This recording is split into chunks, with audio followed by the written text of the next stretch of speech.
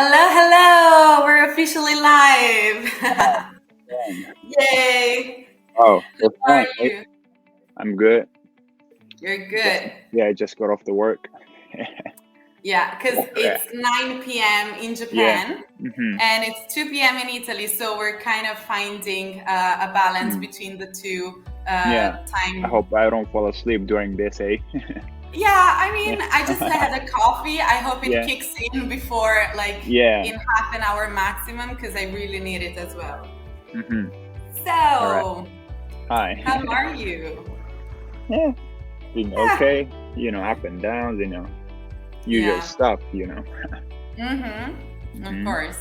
Yeah. So today we're going to discuss a little bit about Japanese society, Japanese culture, cultural differences between Italy and Japan, and many, many more. Right. So first of all, who are we? Because it's our very first episode. So let's introduce ourselves and why do we know each other? Okay. Why not? So who are you, first of all? I'll let you introduce yourself. I'm Ryunosuke Tomizawa from Japan. 24. Not much to say about me. I'm just average Japanese guy. Born and raised here. A little bit weird. Yeah, I don't know about the average Japanese guy, but we'll dive into that average, later. I'm really passionate about photography, snowboarding. We'll have the chance to show that to the public. Very nice photography skills. Yeah, we'll see. We'll see. Yeah. I'm actually looking forward to a photo shoot in Japan as soon as possible, whenever we have the chance. Oh, I'm not shooting you though. Yeah, we will. You're gonna force me to. We'll see. Yeah, I think I might be able to do that. Yeah. Yeah. So, how did we meet each other? Like, how are we friends? Like, what happened? How is it possible? Yeah, it's so weird, Italy and Japan. Yeah. It's like opposite side of the world, almost. Right, yeah. I think it's probably 10,000 kilometers, so, really? Not around the corner. Right. Yeah. How do you know the number? I know because I had to travel Italy, Japan for about 5 years, so... Right. Yeah, you must be watching that, travel monitor. Yeah, on the plane. Yeah. That's what I watch all the time. Not it's never ending. It's like, It's like, okay, well, I've already done 5 hours of travel. How many more hours would I possibly have to do? And it's like, oh, okay, I still have about 20 hours of flight to go. So, Okay. Yeah. So how we met? How did we meet? It was actually, do you remember the exact moment? Yeah, I talked you talked to me for the first time? Yeah, right next to Konbini. Yeah. On campus. So, a little bit of context. So, as many of you know, I'm Italian and I studied in Japan during my 4th year of high school. So it was 2014. And then I decided, once I graduated from high school in Italy, I decided to go to Japan to study at Tokyo International University, where I met Ryunosuke. Yeah. And I remember... Unfortunately. I remember sitting in a konbini, which is... How would you explain a konbini? Like a mini market? I don't know. Do you guys have similar stuff in Europe or...? We don't. Really? It's basically a mini market, and it was the one we had inside our university. Yeah. So I was just sitting there, I don't know, just minding my business. And I remember this guy just randomly coming up to me and just saying, "Hi, I'm Ryunosuke. Right. Do you know what my name means?" And I'm like, I really have no idea. Yeah. So tell me about it. Wow. And Did I say that? yeah, you did say that. That was your Probably. pickup line. Yeah. Sounds Yeah. about right. Yeah.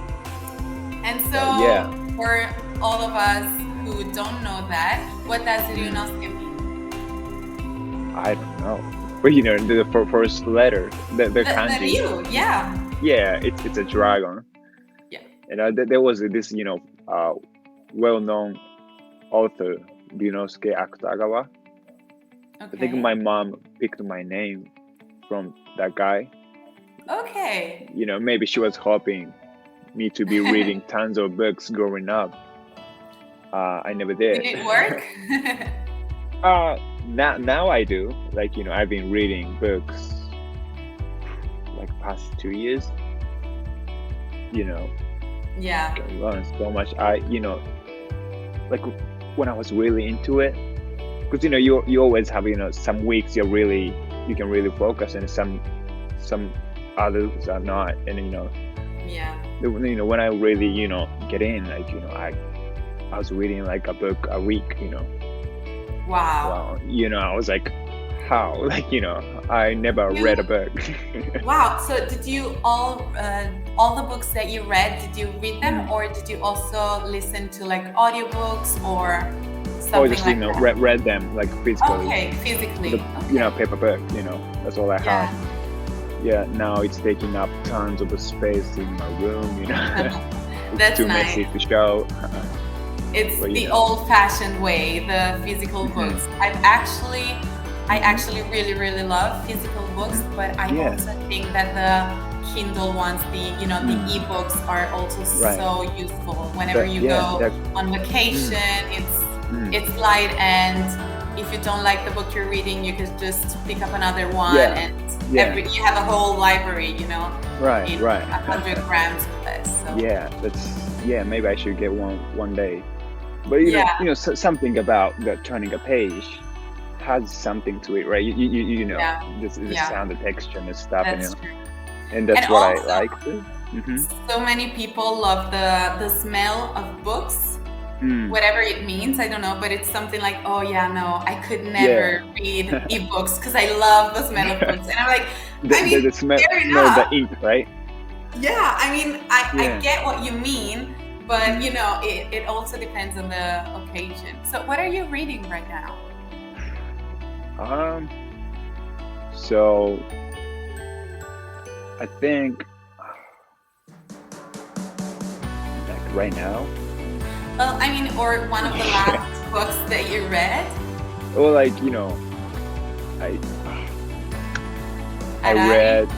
read like, I'm trying to see my books over there. I read 5 or 6 books about money.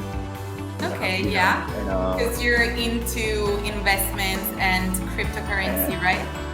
Yeah, I'm trying to learn. Yeah. No one teaches you, so you gotta be teacher for yourself. And you're gonna teach me because I might need that. Yeah, you gotta pay me for that. Just We'll kidding. see. We'll see. Yeah, and the other books, I have one book. It's really simple physics book. I never really, studied physics before. So Right. it's always nice to have some variation in your bookshelf. And other books about freelancing, which I want to do in the future. Okay. And business book. Okay. World That's politics. so interesting. Stoicism, Spanish. Oh, are you learning Spanish right now? Sí. ¿Hablas español? Un poquito. Yeah, I don't really understand. Yeah, because you're planning to move to Europe, right? Is that still once your things idea? are cleared up. Yeah, because I've lived here 23 years. Because I lived in the United States like 11 months. So that makes me 23 years. It's nice living here. We're gonna dive into culture and the stuff. Yeah. But you The world is bigger than Japan. Yeah, like famous poemer Eminem once said, you only got one shot. So, meaning, you know, It's basically the YOLO Yeah. motto, right? like there's, because like Japan's this tiny, right? Like Yeah. this, and there's so much out there Yeah. But it's also waiting for you. because Yeah. I feel Japanese people, I don't know, are they all or most Japanese people like you? Like they want to explore and they have this curiosity and will to travel and adventure? Right. Or are you like one of the few people who really has this passion of exploring outside of Japan? Because I feel that there, usually, I mean, Japan is very safe. It's a very safe country. Right. Very easy to live in. You know, everything Yeah. works perfectly. Trains are on time all the Yeah. time. Very. It's Yeah. And, you know, so it's really easy for Japanese people, I think, to, you know, be happy with what they have and therefore not necessarily feel the need to Right. explore something else. Does that That's make right. sense to you? Does it Yeah. resonate? Yeah. Because it's comfortable living here. Like it's safe. Like you experienced it. You know, being, you know, you were like 19 when you got here, like 16. I was 17 the first time. 17, right? I was And 17 and I you went don't- to Kumamoto, so in the Yeah, south. and you must be shocked that you can walk outside alone. Oh yeah, especially, but also Right. in Tokyo, I think Yeah. one of the best feelings ever that I Right. have experienced in Japan was, Mm. so once I was in Tokyo and an Italian friend of mine had just moved into Tokyo, and so we went out for a beer in the city center, and then Right. it was around midnight, so I was like, okay, let me show you where your train is, because I really wanted to make sure that he could go back home safely, because it's not very intuitive, you know? The Tokyo metro is like huge. So I was like, yeah. okay, I'll I just show I you even the get way. lost. Yeah, I mean, of course. Like And so it's I a was like, mess. Like, it's a mess, but it's also, I Yeah. think, once you understand it, it's very user friendly, but you have Right, to, right. you Yeah. know, really get to know it. Right.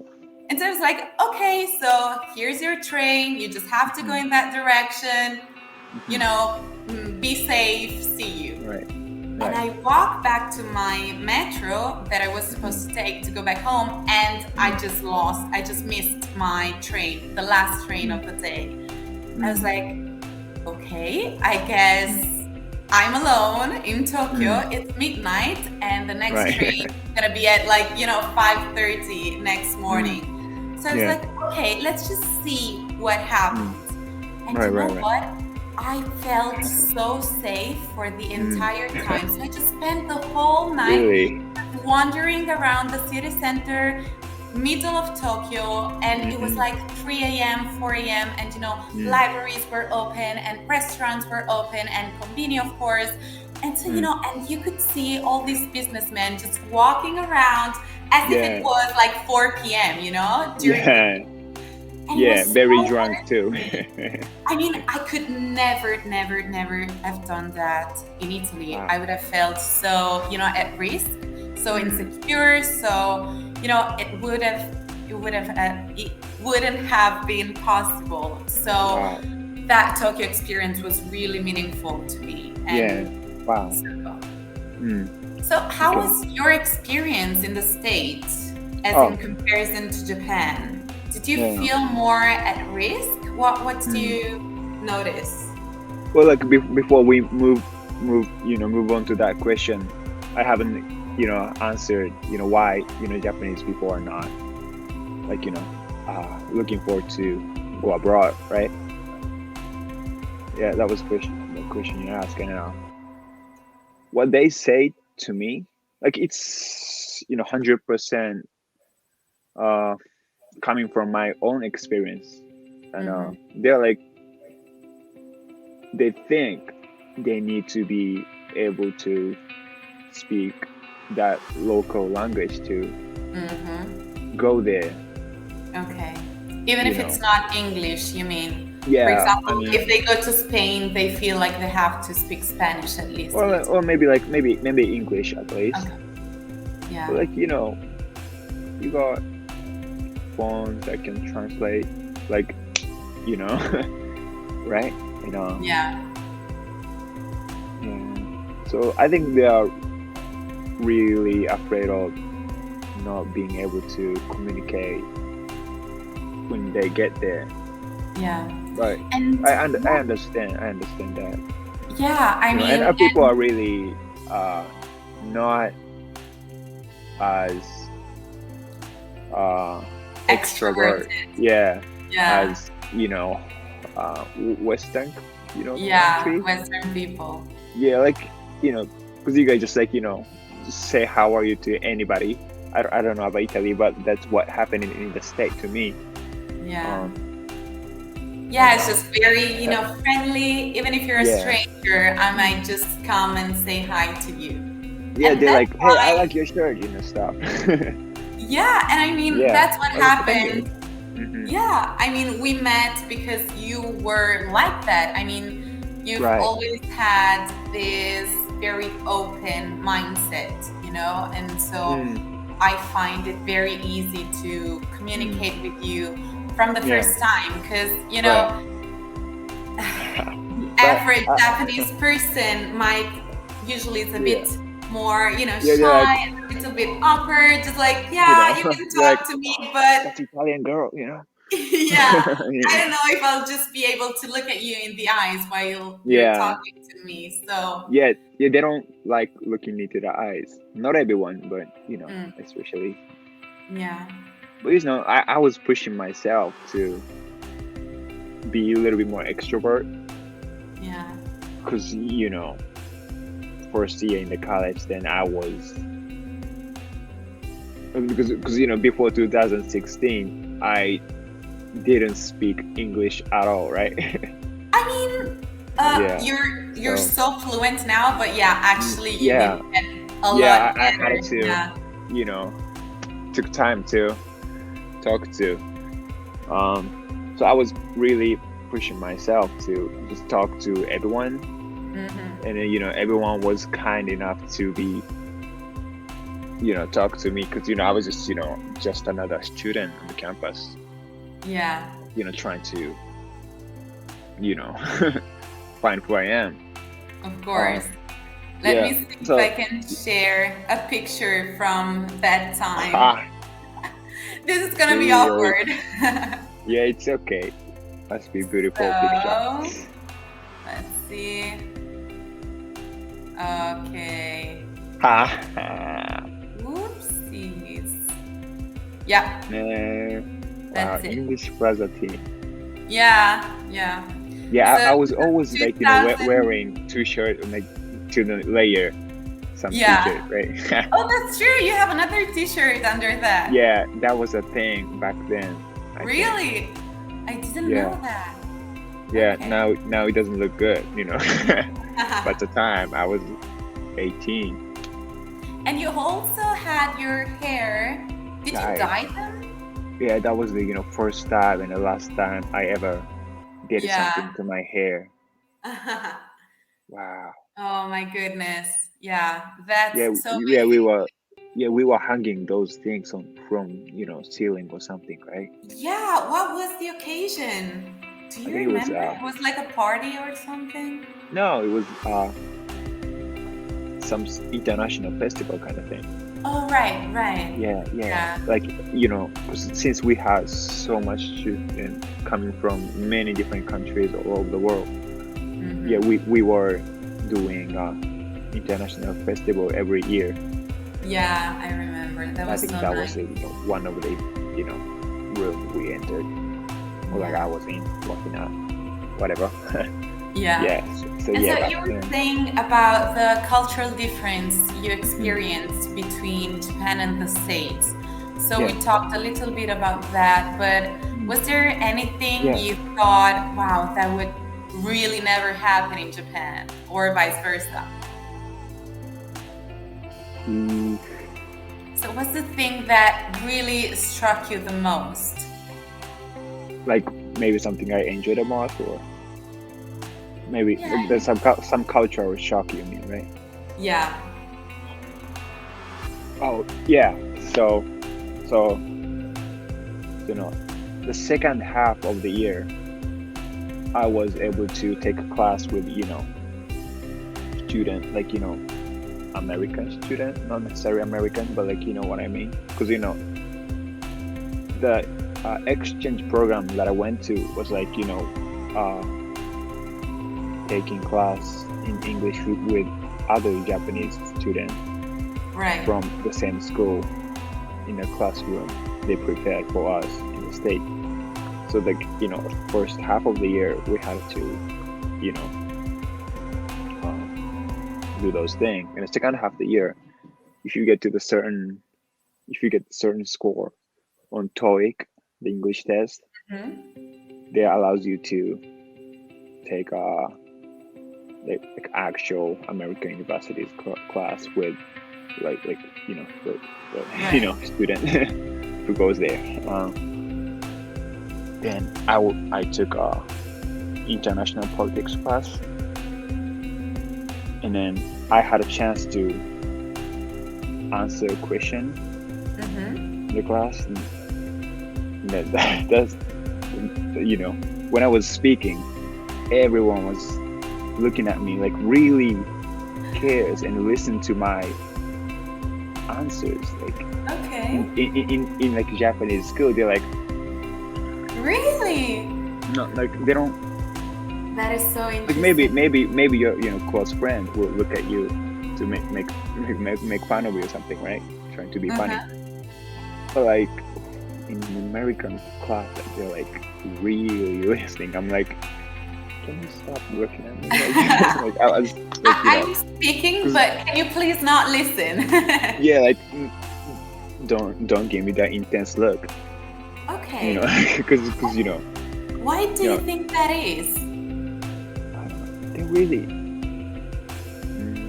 Because in Japanese schools, actually, I mean, I did my 4th year of high school in Japan, and I think this is quite common, not only in my school, but I saw a lot of students usually kind of sleeping in the class, and it's not really frowned upon. I mean, teachers might not even say anything to you, it's just, oh, that poor kid, he might have studied so hard last night, so I'll just leave him sleep, and that's fine.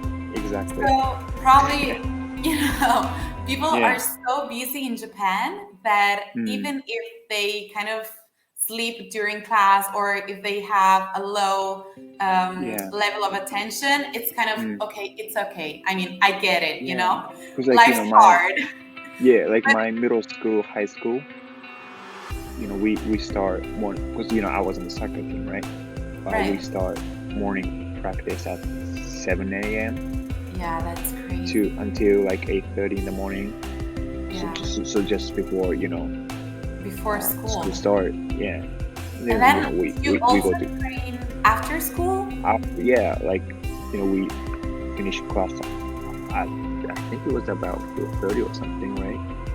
Well, some days are different, 3:30 or 4:30. Yeah. And then we go to practice, and then. For how long? Do you remember? Like a couple hours until 8. Yeah. So basically from 7 a.m. to 8 p.m. just your whole time is spent. You're like, cool. Yeah. So, and high school. Yeah. Those students are coming from far away. Right.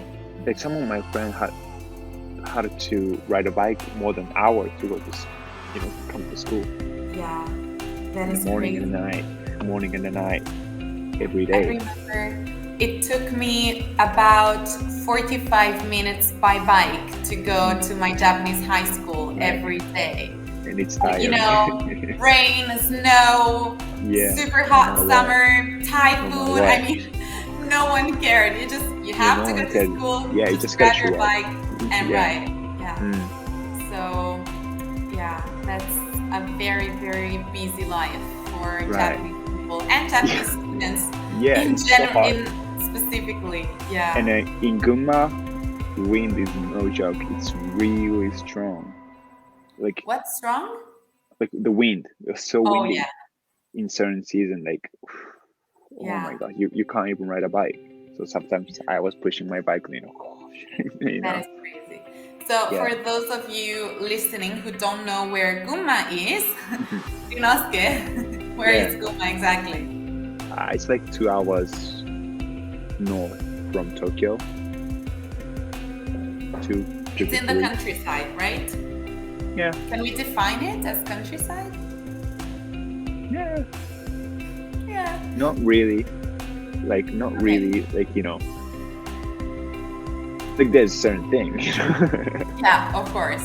Yeah. So it's not huge It's not cities, like, but still. Yeah, it's all right. Yeah. Okay. Yeah. Busy Japanese life. A lot of Yeah, people, very. so I did a survey on Instagram before we Right. had this live, and a lot Mhm. of people were really interested about Japanese lifestyle in general. So we've talked a little bit about bukatsu. So you have to know that bukatsu is, I think it's a very Japanese thing because not a lot of cultures have that. So do you want to Really? explain what that is, first of all? We just It's like a school how to club. say? Huh? It's a school club, Yeah, it's a school club, yeah. and you have the chance to do any activity you want, basically. So Well, it's you have to cultural pick activities. in your first year. Yeah, No, and like it's really very first semester. yeah. Maybe And we only have like 2 weeks or so. okay, so Yeah. basically, once you start, for example, you can choose between a cultural activity, I don't know, playing music, or a cooking club, or whatever Right. kind of cultural club, reading club, anything, or a sports club, so Right. baseball, Basketball, dance, everything. yeah, You anything. can, yeah. And so once you pick that during Mhm. the first year, is Mhm. it kind of mandatory to keep doing that sport or that activity throughout the Oh yeah, year? you always gotta show up. Okay. Yeah, Yeah. and So my it's not team. like, nah, today I'm a little bit Oh, tired. no excuse. No No such excuse. thing. No No such thing. excuse. Yeah. And it takes up so much time. So as you were saying, basically every day before lesson, and then basically every day after lesson, right? And Yeah. sometimes also on the weekends, I remember. Oh yeah, every weekend. Yeah, where's the day off? Yeah, Yeah, maybe like non-existent. I think my soccer team was like maybe Monday. Monday was the off. That is crazy. It varies, right? Yeah. So if Yeah. we could estimate about the amount of hours dedicated to school club, how many hours a day, more or less? Maybe like So 4. about 4 hours a day from Monday to Friday, and then on the weekends maybe even more than 4 hours, right? Yeah, because weekends we go away to play So the game, basically right? all day, Yeah, Saturday and you're Sunday. gone. That is crazy. So that would be 20 hours between Monday and Friday, plus 2 Yeah. whole days. Yeah, that's crazy. That is crazy. Like, But where's your life? yeah, but I mean, if you find something that you really love and that you're passionate about, and you find people that you're happy to work with and to train with, Yeah. then yeah, I love soccer so much, so yeah. it was okay. I think. Were you part of any school club in the States? Oh yeah, I was in the soccer club as well. Soccer club. Yeah, they actually wanted me to transfer there, so that they can have me, but life happens. Plans gone. Yeah, we will have to deal with that at some point, sooner or later, right? Yeah. Wow. But was the training as hard as the Japanese one, or was a bit less? The club I was in, like they had varsity team, and more like casual club stuff. Okay. So that's where I was, because since I was exchange student, Right. you know, I could not get in there. Mm-hmm. So that's why they wanted me to transfer there to play. Okay. But yeah, but you know, practice was maybe like 1 or 2 times a week. Okay. Yeah. So I nothing remember, like, compared to the Japanese military training. Like yeah, no. you just No. gotta go and do your thing. Yeah, also like they're students, so you know they got a living library. Right, right. Yeah, so Oh my goodness. Yeah. yeah, Wow. so yeah, that was really Yeah. casual and fun. But like, you know, I was so serious about the game. When we couldn't win, I was a little bit frustrated, because like, you know, there was difference of commitment to that sports.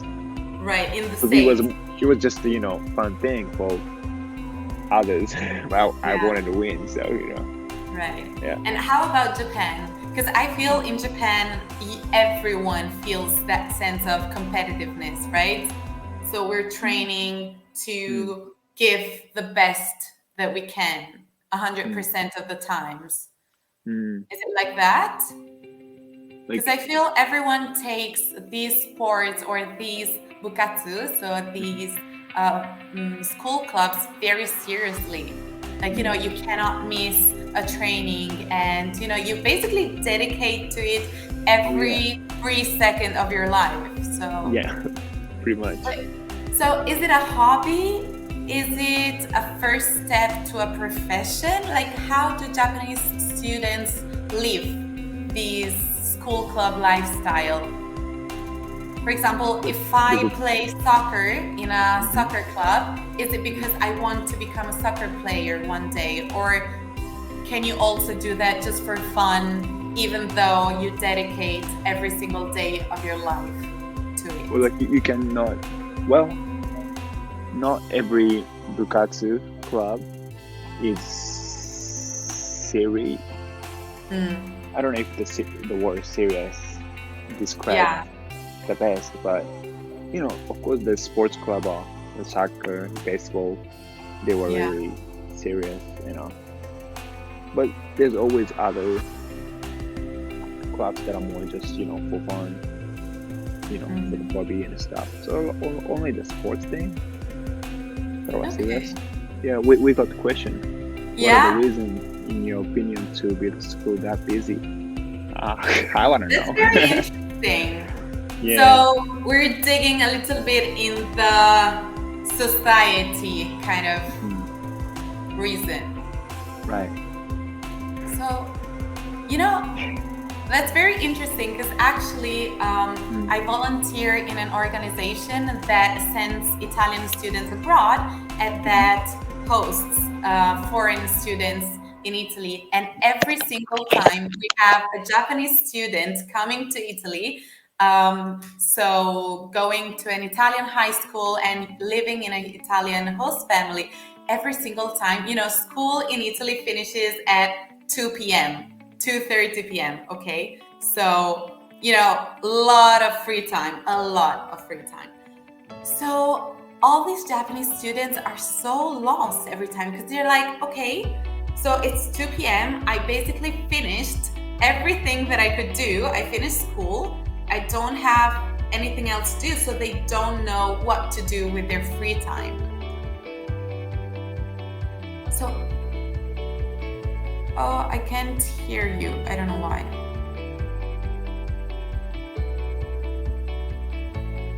Can you try talking? No. Oh, maybe the earphones battery died. Nope. What about this? Okay, I can hear sorry. you. Yep. What are the reasons? So to keep every student so busy. Yeah. Why would that be? Maybe also parents are so busy with their work, so school can keep students busy, so they are not alone? What do you think? I think the teachers or the people that are in those institute grew up that exact structure so that they don't think it's busy. It's just standard in a way. Okay. And also Japan not good at adapting to change. Yeah, like it's good and bad, because it protects some of the beautiful ancient culture too. But so the first thing is that to answer the question, they don't know that they're busy because they're in it. Yeah, so it's just normal. So no one really questions the way things are being done. Yeah. Yeah. Like it just, that's the way, Yeah. Yeah. And I think it can be quite risky in any culture to, never really question why we do a certain thing the way we do that, because, certain habits and certain traditions might be, very interesting and nice, and, they need to be protected from modernity. But other things, society is constantly evolving, it keeps moving. So it might be really interesting to try and adapt institutions such as school or any kind of social interaction, social custom to the globalized world. Right. And it's also interesting, I wanted to ask you, so what also struck me about Tokyo in particular, so for those of you who don't know, I've lived in Tokyo for almost 2 years, 1.5 years. And what's really interesting is that Tokyo is the biggest city in the world. Okay, it depends on where you calculate the city, but it's one of the most like where the population is the most. There's more people in Tokyo than New York. Exactly, way more people. Okay, it's and Tokyo is this small. Biggest city. New York is. That's and crazy. So what I found really interesting is that even though it's such a huge city, it's not very multicultural. Did you feel a difference between the States and Tokyo? Because I feel like in Italy you see, especially in the capital city or in very big cities like Milan or Rome or Florence, you see a lot of international people.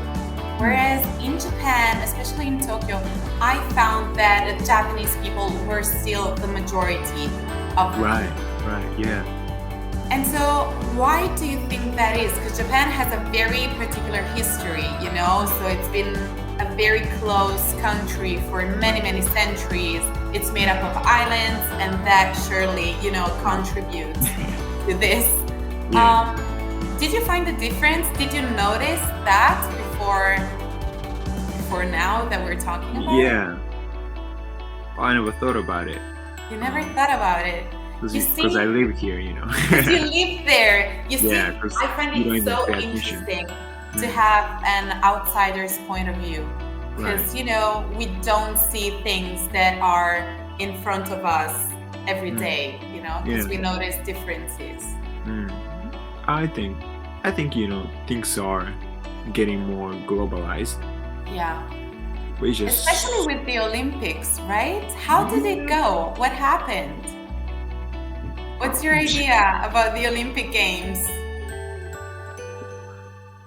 It just happened without any, audience. Right. So. Do you think that this kind of mega events, as they're called in cultural anthropology, these huge events can be like an engine, can push people to have a global mindset? We're going deep. Here's the thing. Like, since I learned English, I have access to, information that are being around in outside of Japan. But like,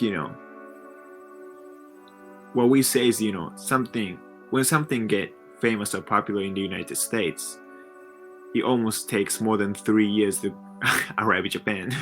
Right. Yeah. Okay. Yeah. So like there's definitely a big language barrier. Because when you're Italian, you sort of understand was it Spanish and French? We do kind of understand not Spanish. Every single word, but like sort of.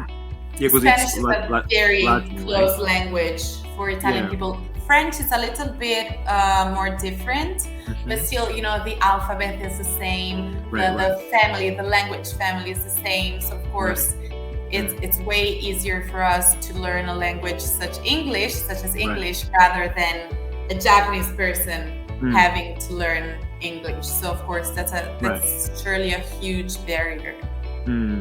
But you know what's interesting? As you know, I used to be an English teacher in Tokyo for a few years. Oh yeah, you did. Yeah. Okay, like for kid? Yeah, also I started teaching English. So this is the moment where I'll stop speaking English correctly, because I'm kind of getting emotional. But I started teaching English to little children, especially preschool, and then also adults and teenagers and so on. But what's really interesting is that the more we got closer, like the closer we got to the Olympic Games, the more people wanted to learn English. I had so many adults coming to me asking me to teach them English, because the Olympic Games were about to start and they really wanted to communicate with foreigners. So there's an interest. It probably just needs to improve over time. Right. Okay, so we have another comment. Okay. But unexpected fact, Japanese is in the same family of languages of Hungarian. You should try learn this language. Really? Have you ever tried, or have you ever thought about learning Hungarian? Like Hungarian? Like Hungary? Like from Hungary, yeah. The Europe? Yeah.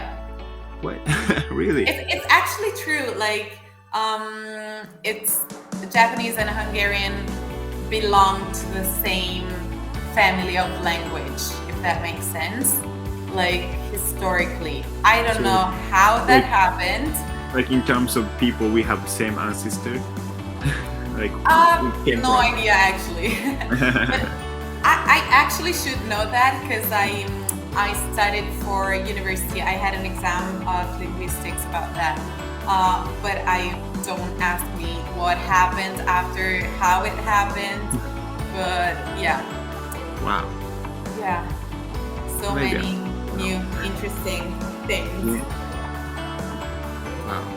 It's the best thing about, having people joining the chat.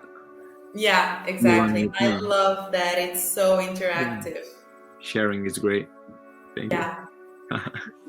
So, question was? The question was, I think we just covered, the Olympic Games question, part.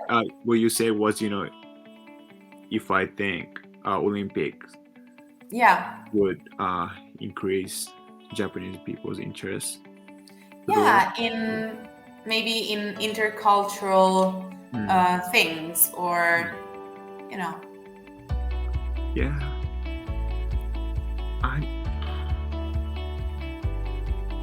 The truth is, no one really cares about the Olympic Games.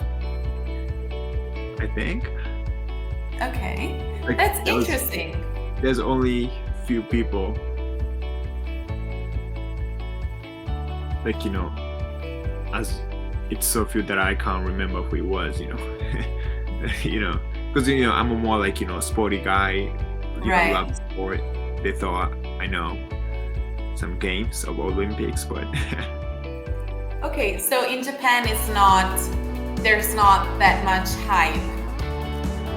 yeah, like even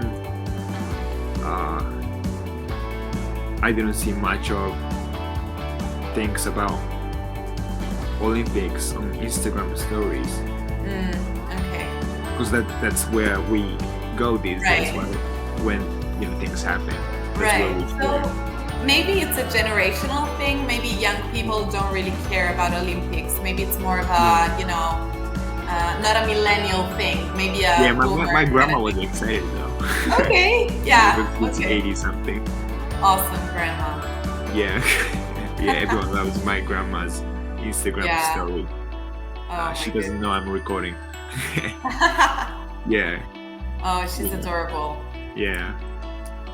But I Yeah. wanted to ask you about photography, Okay. your beautiful love and passion. Oh, thank How you. did it start? Like, what happened? Oh, like so. 2020? No, actually, 2017. Right Okay. before I went to the state, I picked up my GoPro Hero 5. That was my very first camera that are not a phone, right? Mm-hmm. So just capture once in a lifetime experience. So you wanted to document everything. Yeah, pretty much. you would Just do like in the everyone States. else. Yeah, just like Of everybody course. else. We wanted to. So I also wanted to share to my Right. family, or my Japanese friend, to have fun outside of the country. Right. Yeah, and I've always loved looking at beautiful image of landscapes, Mhm. creative stuff. Do you Like, want to I- show us a few of the pictures that you took? Because I think it's so interesting and they're so beautiful. So I really wish everyone could see what we're talking about. Okay, here we go.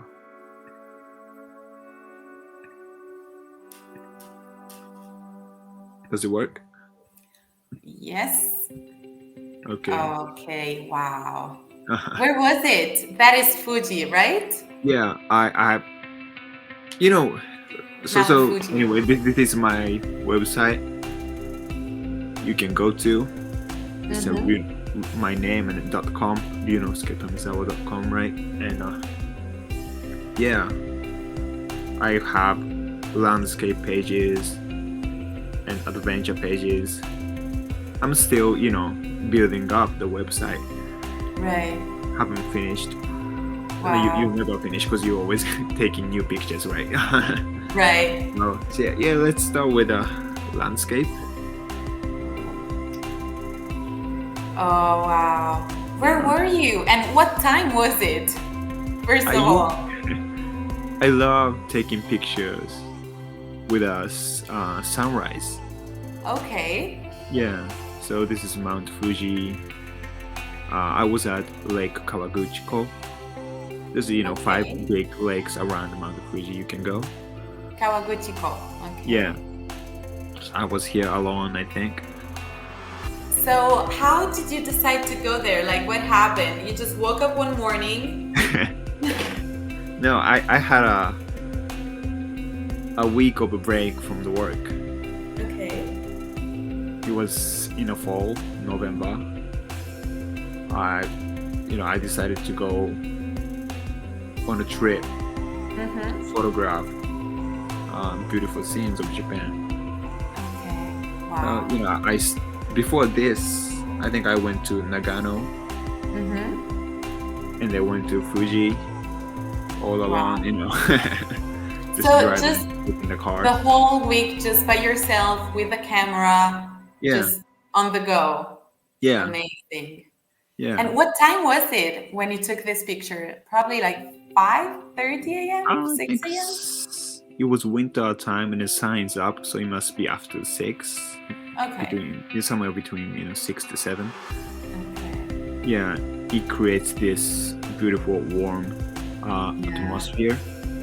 Amazing. when the sun's really low. Right. Yeah. And do you have? Oh wow! Yeah. Oh, I want to see that. That is Kyoto, right? Yeah, it's Kyoto. It's also a very famous bamboo forest. I think everyone knows that forest because you get so busy. Yeah.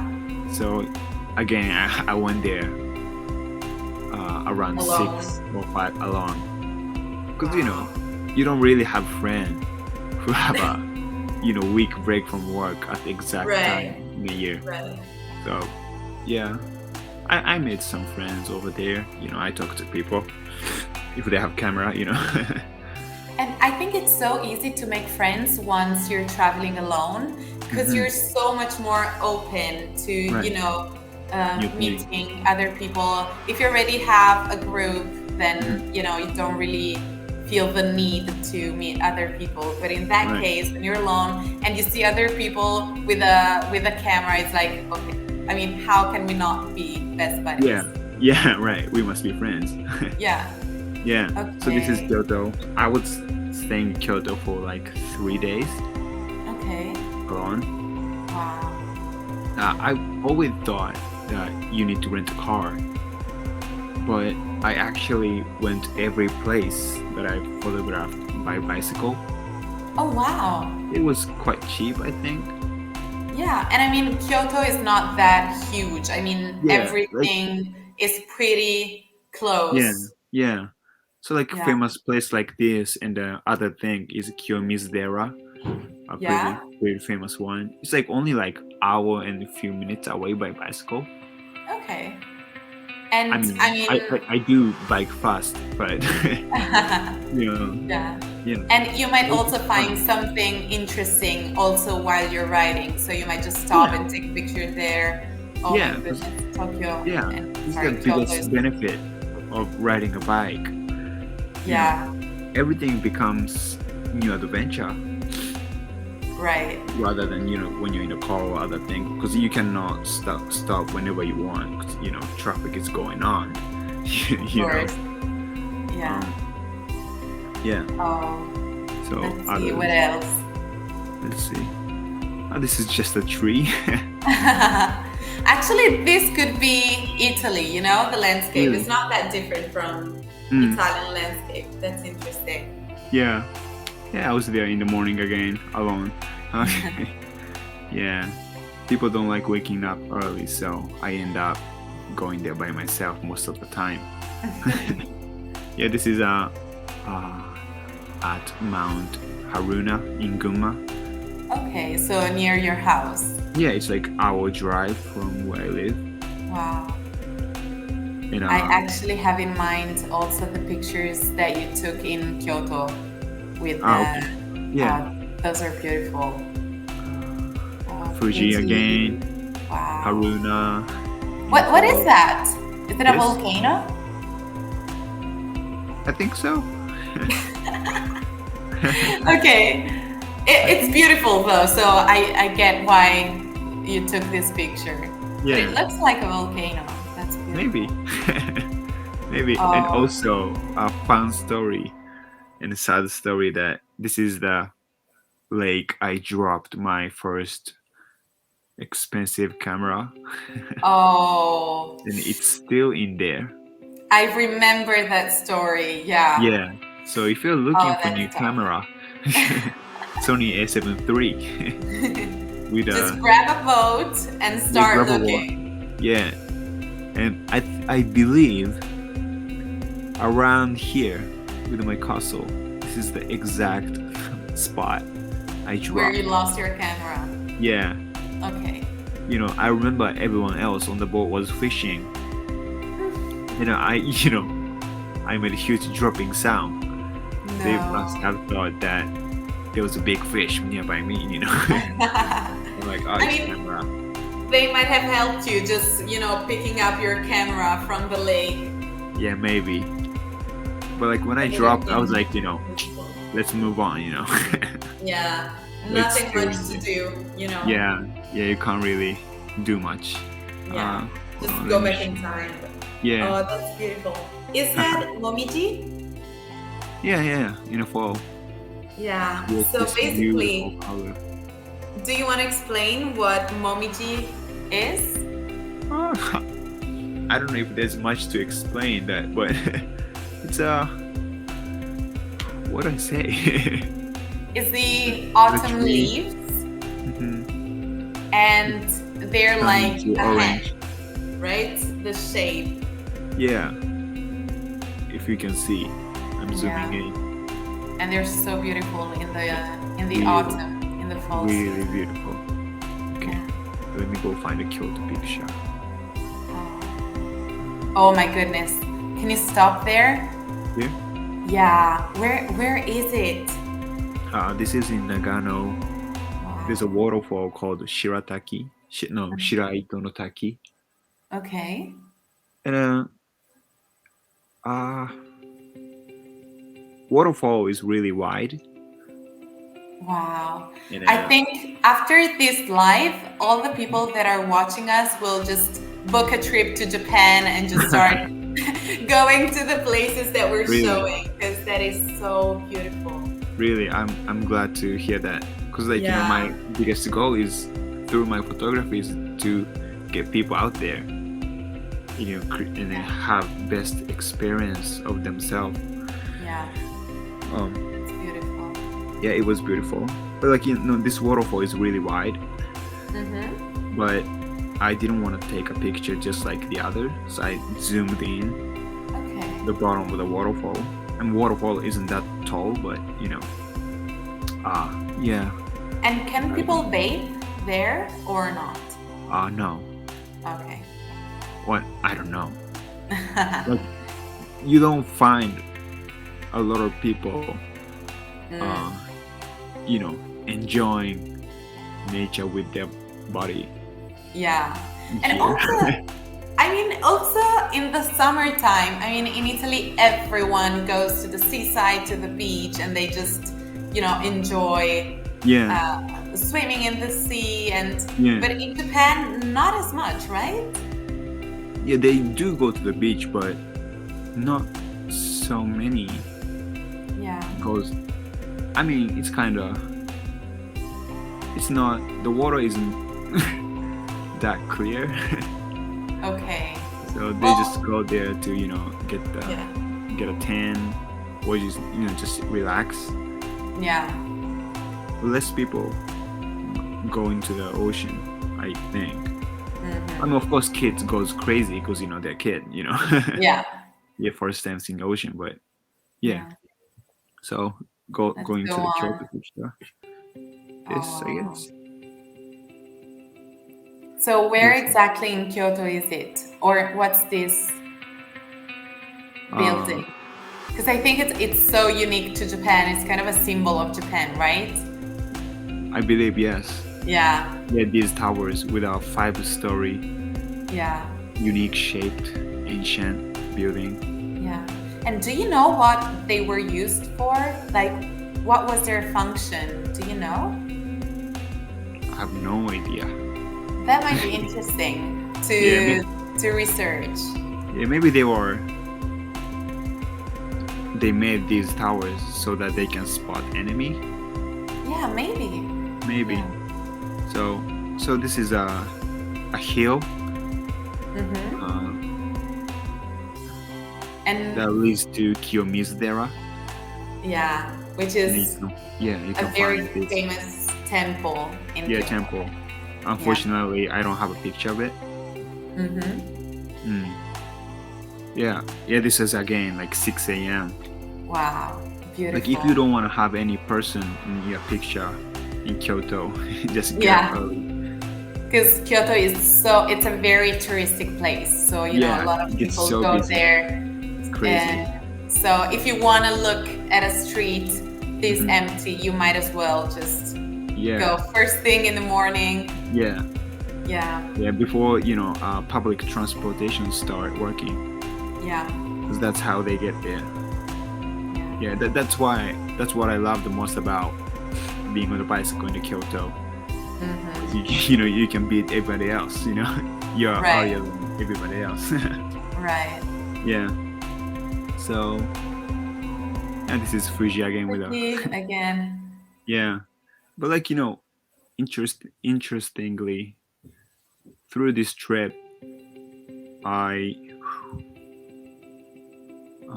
let's stop sharing the screen. Inception. Yeah, okay, there you go. Back to reality. Yeah, back to reality.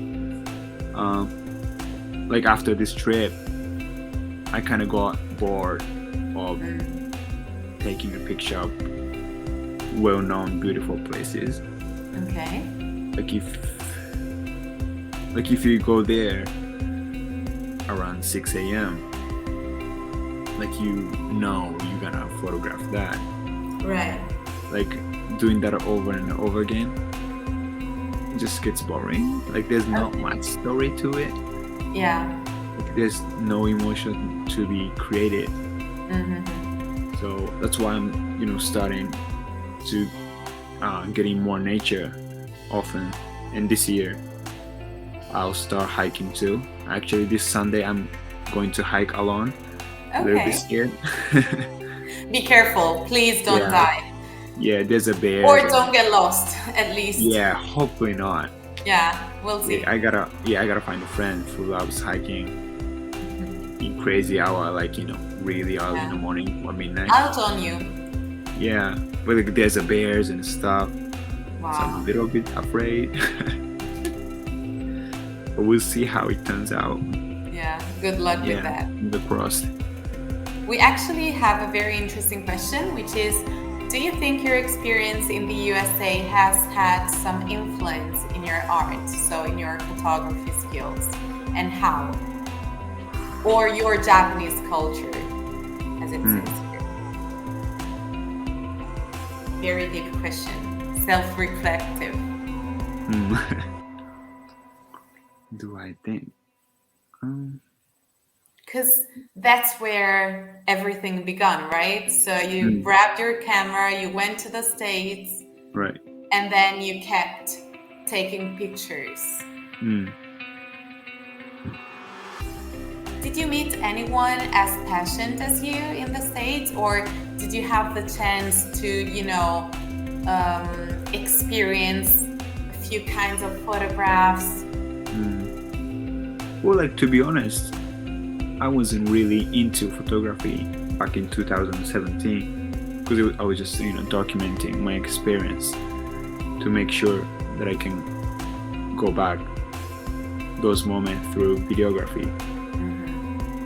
So I wasn't really really interested in art in general. But like I don't know if my American experience had certain influence on my art form. Or like, and how about your Japanese culture? Because I think there is a very different kind of aesthetics between the East and the West in general, right? So for example, in Europe, even if you look at the old paintings, you see a lot of symmetry, and every picture is very well defined, and whereas for example in Japanese culture there's not it's wabi-sabi, right? So the beauty in the things that are not absolutely perfect, so not a lot of symmetry, but things that are asymmetrical and maybe not well defined. So for example in the paintings there are the cherry blossoms, but they are just just a little bit a little designed. bit. It's not as obvious in terms of like exactly. I think the way you choose a snap photo is no way. Yeah, so what he meant was, is your culture influencing the way you snap a photo, so the way you decide to, for example, represent a person and not another? So for example, I saw that a lot of your pictures have these they're not perfectly symmetrical, right? So maybe that's something, that sense of aesthetic that comes naturally to you because of I think I culture. snap photo when I think it looks good. Yeah, okay. Like, because I'm really in the beginning of this photography thing, because it's been only like 1 year and so. Right. Yeah. Right. So I'm still learning, still looking at. I usually like, there's this favorite photographer of mine called Chris Packard.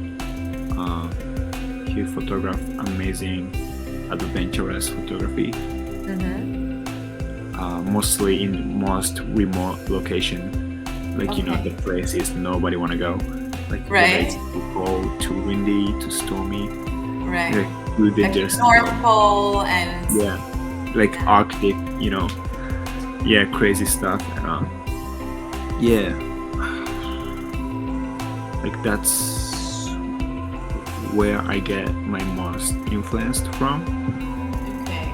But it's really hard to find those similar remote locations here in Japan. I mean, you might go Maybe to Hokkaido, or go to Okinawa, yeah, right. So maybe I'm planning to go to Hokkaido and Okinawa this year. Hopefully some of my friends come along, but they're busy too. Yeah. Yeah, we'll see what happens. I probably gonna end up going there alone again, but it's okay. I make friends around. Yeah, that's good. So Yeah. I wanted to ask you another thing. So a lot of people want to visit Japan because Japan, especially in Italy, has such a big, it's very attractive to Italian people. They have this image of Japan as a Zen country, with Buddhist temples and these beautiful landscapes and geishas, and it's a very complex imagery, and also the very modern, globalized Japan, so Tokyo and skyscrapers and a lot of people and technology and robots. So there are these two dimensions of Japan. So the more traditional one, very quiet and a lot of rituals and more like Zen, of course, and also this other part, the more modern one. So and I think what's beautiful about Japan is that these two souls, I don't know how, but they coexist. Like they really go hand in hand. They don't just, one doesn't overpower the other. So I think that's really beautiful. So if anyone wanted to, and anime, don't forget the anime, of course. I'm not an anime lover, but of course a lot of people also are interested in Japan because of the anime world and the manga world, which of course it's very powerful and huge. So what would you suggest to people when they want to come to Japan? For example, a few of my Italian friends are watching this video and they really, really want to go to Japan. What advice would you give them? I mean, culturally, so do's and don'ts of social norms in Japan, or for example, what to visit. What would you suggest them? Can you hear the background noise? A little bit. Yeah, just my grandma being loud.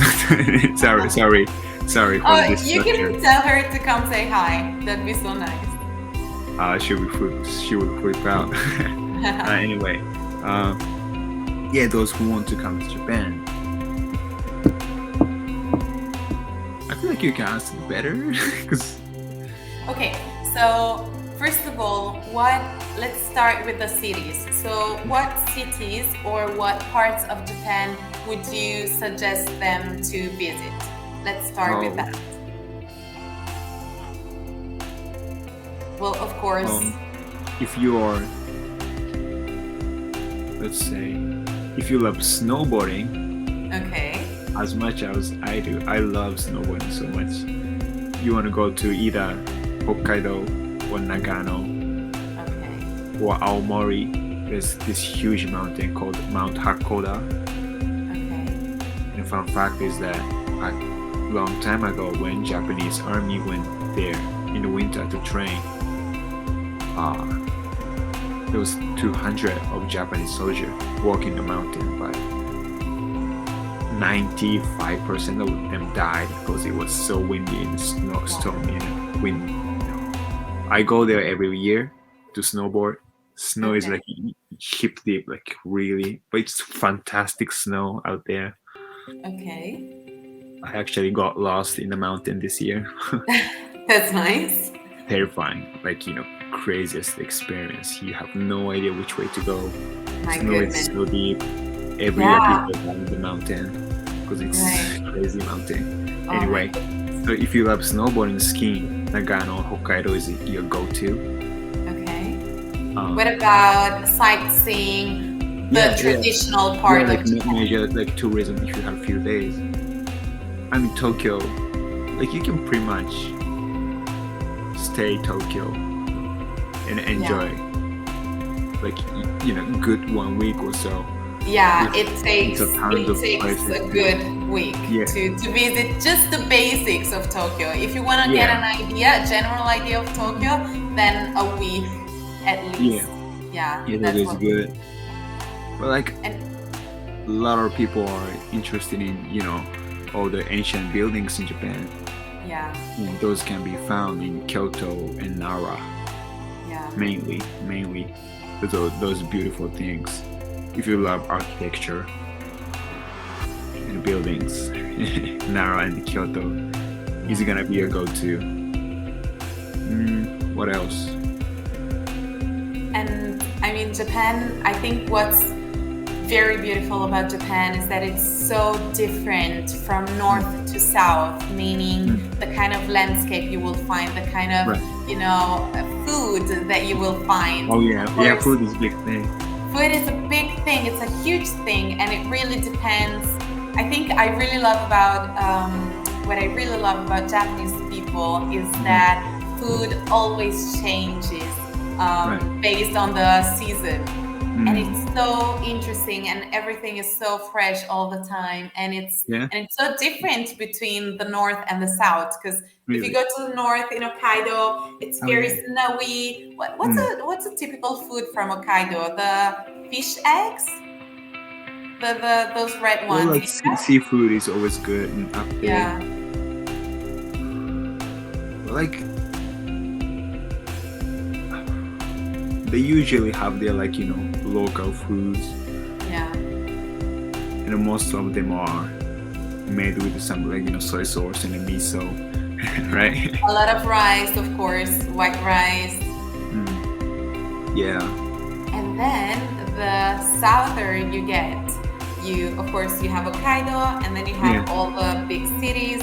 And then not a lot of people know about Okinawa. Which is the southern part of Japan. Yeah, the beautiful beaches. Made up of hundreds and hundreds of small islands. Right. And it's basically I don't know if there's that much, but there's certain island. Yeah. Not as many as Indonesia. Yeah. And it's so beautiful, and you'll find tropical fruits, and you can you can do snorkeling, you can do really beautiful things there. Definitely Okinawa. I believe like you guys have not better, I don't know, you guys also have beautiful. We do, we also have beautiful beaches, especially in the south of Italy, of course. Really we do. My God. Yeah, I think Italy and Japan are quite similar in that way, because shapes too. The shape is similar, and so the weather conditions are similar, and so all the landscapes vary accordingly. Right. And so, what tips would you give to a foreigner who wants to visit Japan? What tips would you give them cultural-wise? So, do's and don'ts in Japan. Yeah. What? Have cash. Have cash? Okay, so not a card. yeah, like nowadays, like certain place takes, you know, digital money, you know, credit card works, but if you go a little far from the cities and they don't just, there's no option for credit card. So, you know. And also in Tokyo though, I see, like I've always seen everyone pay by cash. Oh yeah. It's so rare to see Really? someone pay with a card. I mean, That's great. and in Italy it's quite the opposite, but it was very interesting to me to see that even in Tokyo, it's so common to pay by cash. That's very interesting. We pay cash. Yeah. Like I do use credit card quite often, more frequently than cash, I guess. But yeah, have a cash so that you won't miss your great experience. Because you know those memorable experiences will be made in, you know, those local cities, like you in Kumamoto. Yeah. Yeah. Right. So, and maybe they don't take credit cards, so make sure you have a cash. You get the best out of it. And other tips. Anything else? Like something that might be considered rude in Japan that is acceptable in other countries?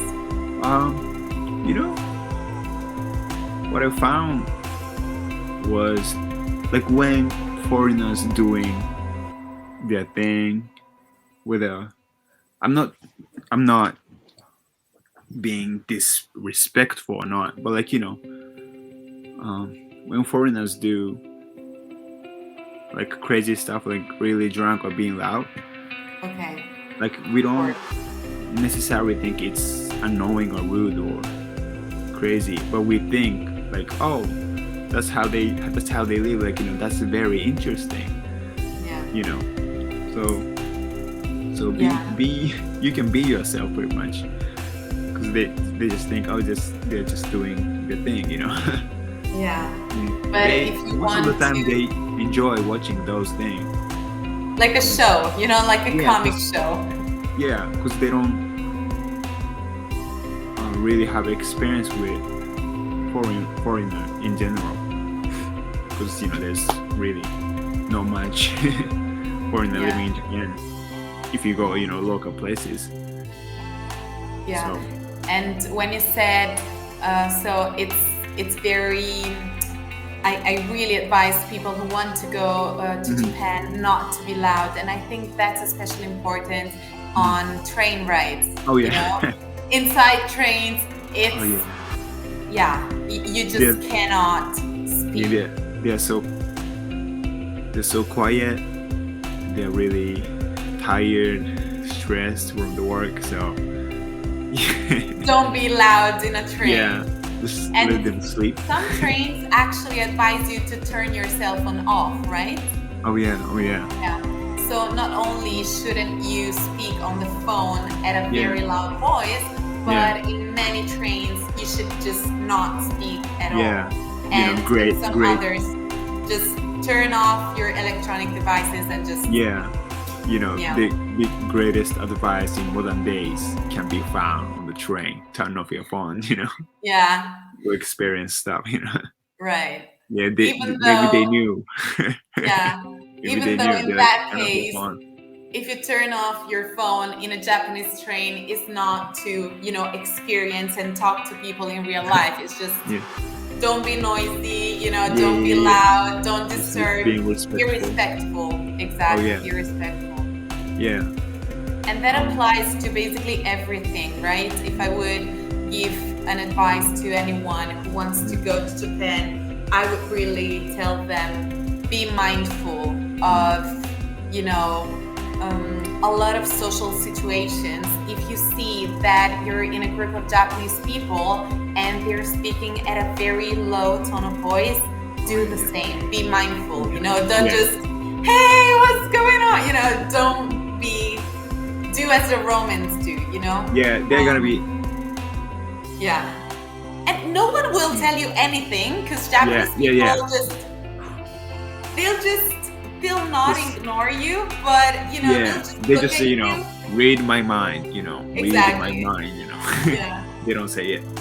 Exactly, they don't say it. So if you're Yes. a foreigner and you want to go to Japan and you don't know how to behave, the best thing I would advise you to do is just observe. Yeah. Look around, look at what Japanese people are doing and try to, Do mimic similar. it. Yeah.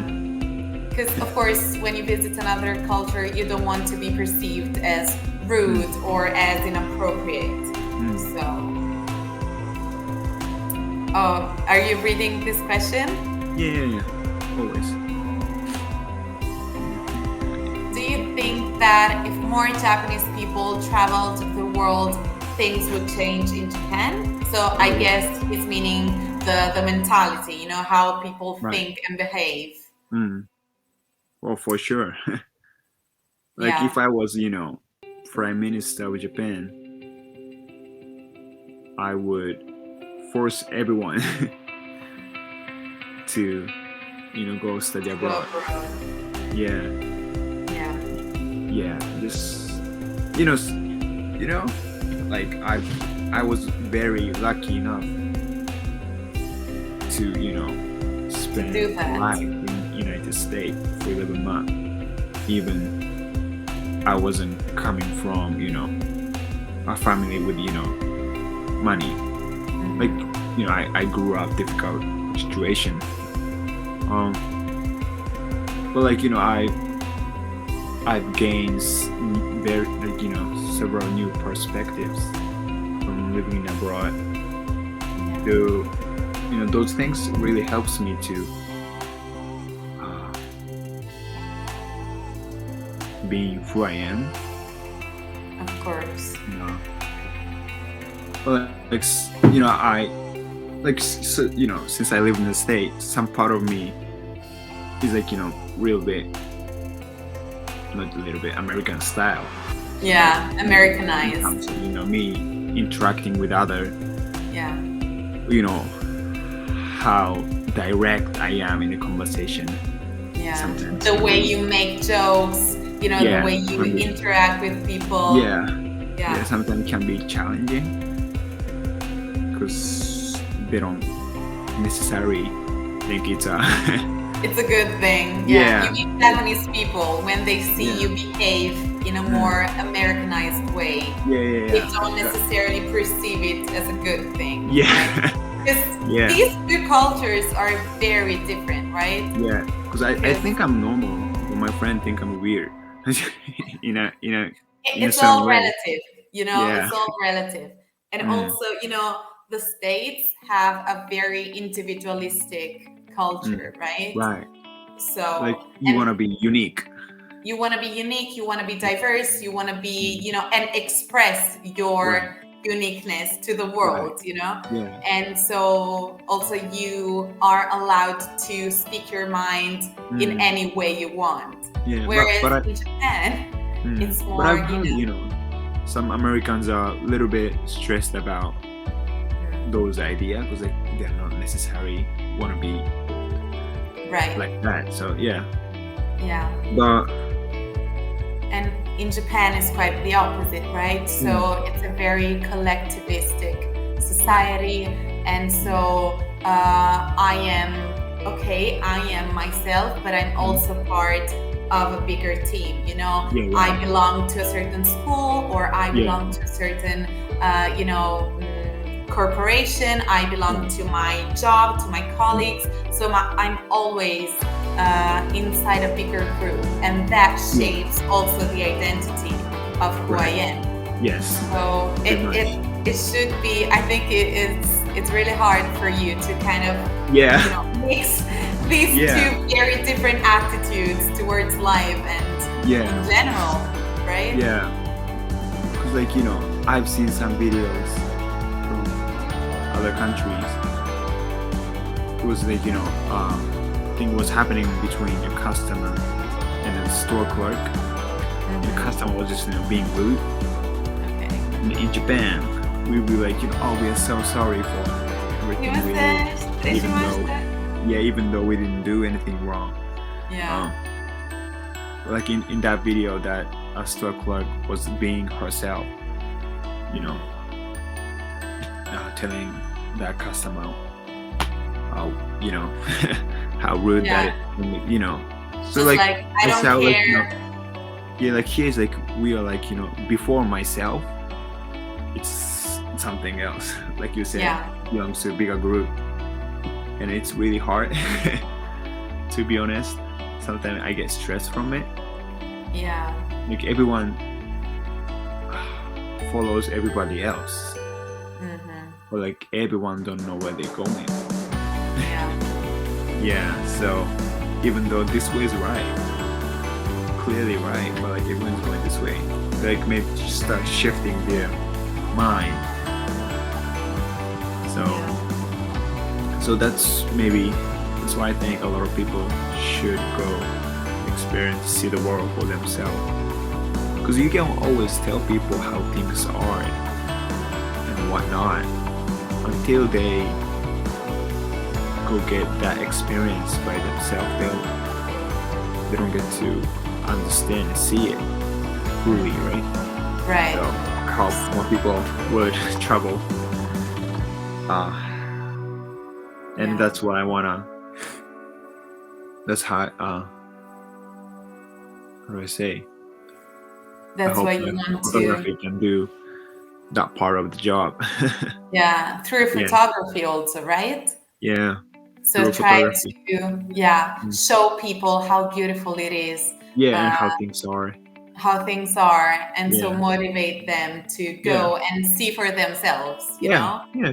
It's easy to live here, but like, you know, why don't you There's just so try many. something else still sometimes? Yeah, that's so true. Yeah. And do you have a little bit of time, or do you want to go to sleep? I do realize my brain's kind of stopped working. But like, I can still go on. Yeah. All right. Yeah, new question. Yeah, new question. Do you think there is some heritage of the old samurai culture in modern Japanese culture? Well, here's the thing. It's not that easy. Here's the thing. Many people don't know about samurai culture at all. In Japan or in general in the world? Because Like, the I don't image know. of Japan, Like, in Italy, it's a lot. Like, it has a lot to do with samurai culture. I mean, people. what is samurai culture? I mean, like, that's how I think. Like, we don't. Because, you know. Right. You know, It's so living here. I think that it's so interesting because throughout the years, the Western world, especially Europe, has created an image of Japan, which is very exotic and which has a lot of elements, which we as Europeans don't necessarily know a lot about, but it's like Japan, oh, okay, samurai. Japan, oh, okay, ninja, okay, Japan, Yeah, stereotypes, oh, right? sushi, okay. Yeah. So, of course, samurais had a specific mindset, right? They had a specific kind of training. So I guess this question is like, do you think this part of your ancient culture, has it had an impact of the modern contemporary Japanese culture? Like, I cannot answer this question. Yeah. So I'm so sorry to, you know, let you down, but I have no idea what samurai culture was.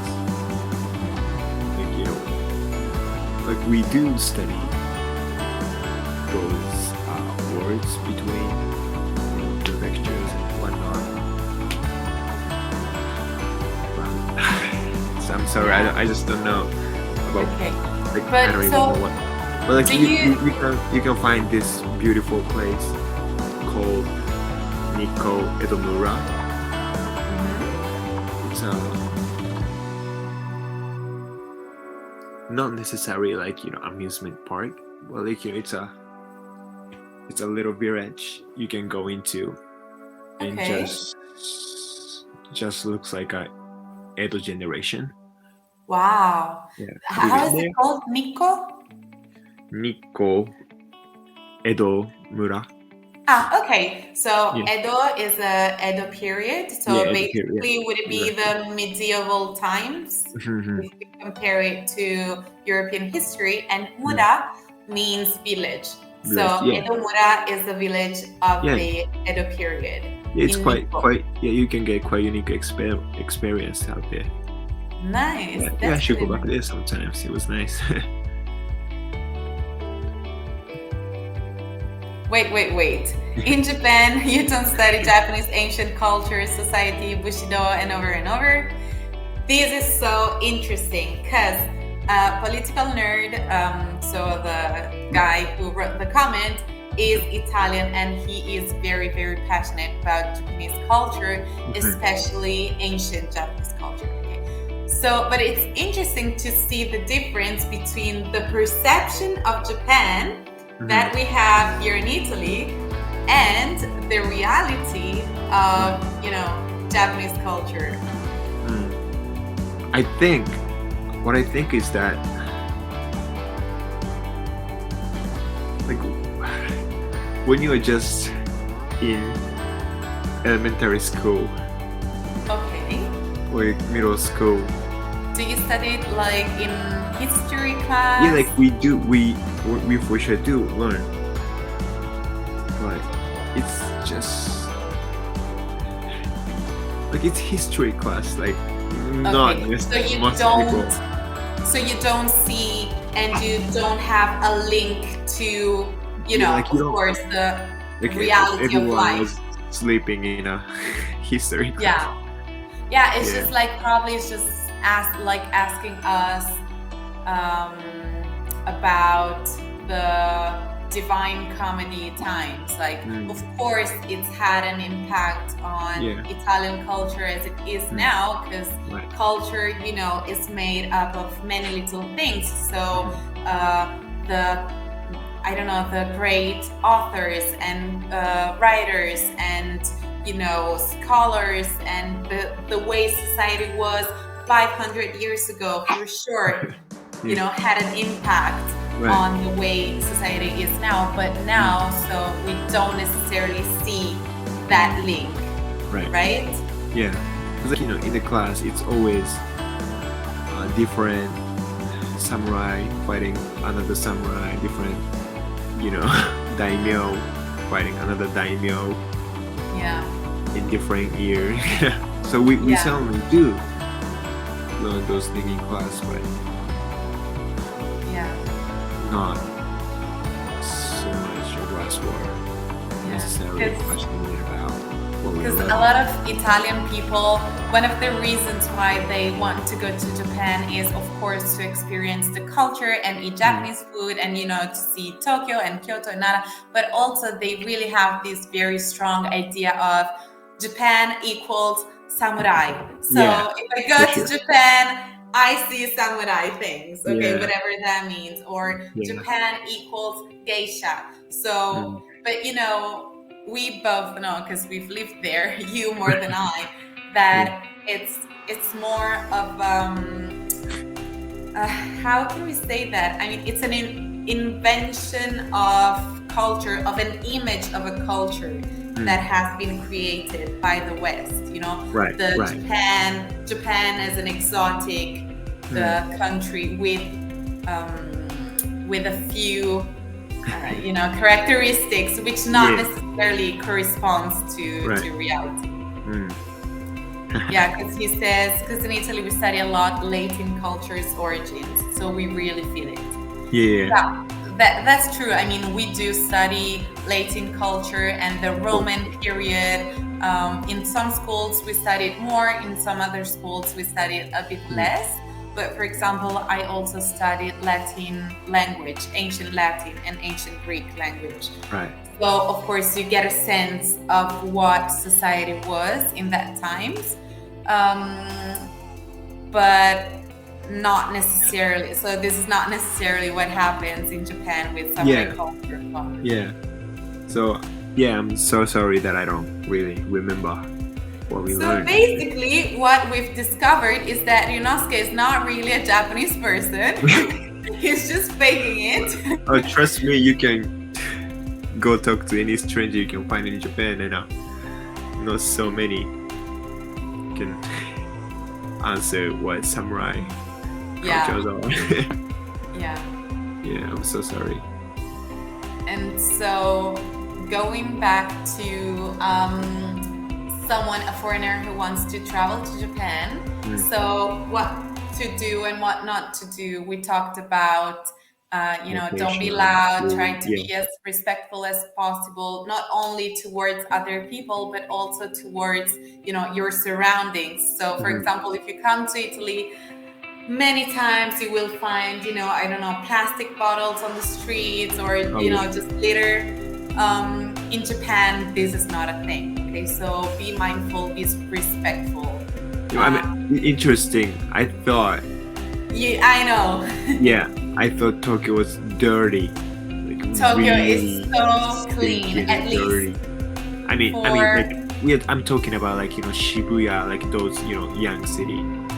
Yeah, but still, you should come my here. foreigner's friend was like, "This is clean." I'm like, "This is so clean." What? This is in Tokyo every time I just feel like I can just eat on the floor in the streets of Tokyo and that will be fine because but as we said, it's all relative, Wow.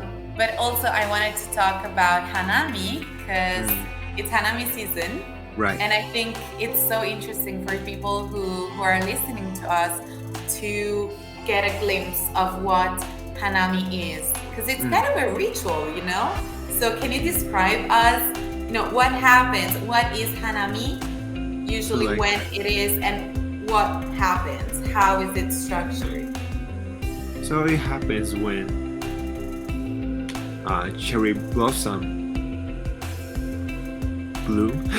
Bloom? Yeah, I guess you could say that. Yeah, and we gather with friends, to go out there but I think they're using Hanami as an excuse to drink. To gather with friends and to drink a lot of sake. Really looking at the tree, Yeah, they're just drinking and stuff. It's good. We all need some sort of reason to gather. So it's very nice. What Hanami is. And so usually around what time does it happen in Tokyo? Because of course, in the south, it's warmer. So the cherry blossoms will bloom earlier in the year. And then the more the temperature rise, the northern the cherry blossoms go. Right. It happens around late March. Okay. So are they still there or is it already? Oh, they're gone. They're gone. Oh, they're gone. Oh. Really last in a week or so. Okay. I think that's why it's really special. Right. Maybe that's why we start school around April. Yeah. To do because it's a new start. Yeah. Maybe that's why we have different school year. Yeah.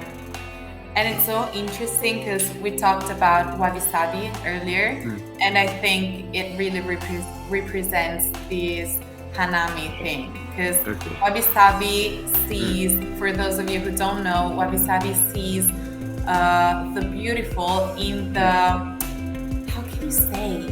So what's beautiful is what's temporary, okay? So just like a cherry blossom, it just happens one day all of a sudden and it might go away tomorrow, okay? So that's part of the wabi-sabi mentality, that's beautiful because it's temporary. And so Hanami is a beautiful occasion to just go to the park and sit, do a very big picnic because there's also food involved and sake and beers. So plenty of alcohol, and you just sit under a tree in a bunch of people, a huge group of people, just chatting, drinking, eating, and looking at the beautiful view. Yeah, it's interesting to see those people doing stuff. Yeah, they get wild. yeah, it gets wild because Japanese people don't, are not heavy drinkers usually, or if they are, you get dizzy quite fast. We get Asian glow. Yeah, Asian glow. That's so interesting. All right, so I guess this is it. What do you say? Are you happy? I do have more things I want to talk about. Okay. Such as like mental health. All right, sure. But we may have to host another show for that. Let's do that. We've been talking like hour and 41 minutes. That is crazy. That's crazy. Yeah, and it flew by for me. I don't know about you, because you have to go to sleep. It's kind of late in Japan right now. Yeah, it's like 11. Yeah. And what time do you wake up tomorrow morning? I usually wake up like 7 or so. Okay. So you have a few hours of sleep. I'll let you go now. But yeah, let's talk about that and many more things in another episode. Right. Okay. If you're happy, I'll make sure my brains are more functioning. We can switch. We can do at nighttime in Italy and in the morning in Japan, or we'll find a way. We'll find a way. You might be still like, Yeah. I'll just let you talk all the time. But it's such a nice opportunity to talk to people in other countries. That is very true and very interesting to me. You don't learn and share. Yeah. Yeah. The so power of sharing. All right. Thank you so much, Ryu. I'll see you next time. Thank you for being with us and for, being present at the very first episode of Talk Today. I'm so grateful and so honored to have you here because it's very exciting to me. And it's always a pleasure to talk to you. So we'll see you soon. All right. All right. Good night. Bye. Buonanotte. Bye. Buonanotte. Bye-bye. Bye.